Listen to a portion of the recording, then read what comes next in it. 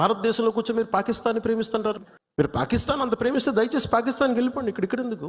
నాకు రష్యా అమ్మ ఇష్టం అనగానే రష్యాకి ఎవరు ఒమ్మనలేదు. నాకు క్రిస్టియానిటీ ఇష్టం అనగానే క్రిస్టియన్ గా మారమని ఎవరు అడగలేదు. నాకు ముస్లింస్ ఇష్టం అనగానే ముస్లిం గా మారిపో అని ఎవరు.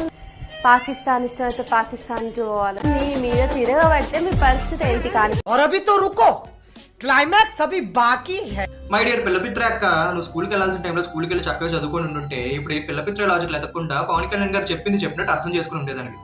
భారతదేశంలో ఉంటూ నాకు ఇస్లాం ఇష్టం అని చెప్పడానికి, క్రైస్తవం ఇష్టం అని చెప్పడానికి, హిందూయిజం ఇష్టం అని చెప్పడానికి, విప్లవం ఇష్టం అని చెప్పడానికి, పరాయి దేశంలో ఉన్న ఒక స్త్రీ ఇష్టం అని చెప్పడానికి, శత్రు దేశమైన పాకిస్తాన్ ఇష్టం అని చెప్పడానికి చాలా తేడా ఉందక్క.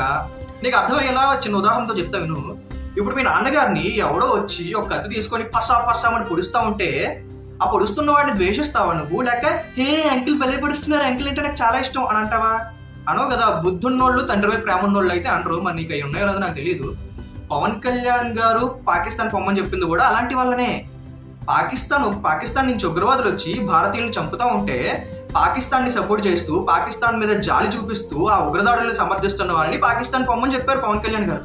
నీకు అది అర్థం కాలేదు అంటే ఒకటి నువ్వు తింగరదానమైన ఉండాలి, లేదా మెంటల్ హాస్పిటల్ నుంచి పారిపోయి ఉండాలి, లేదా పాకిస్తాన్ బానిస అయి ఉండాలి.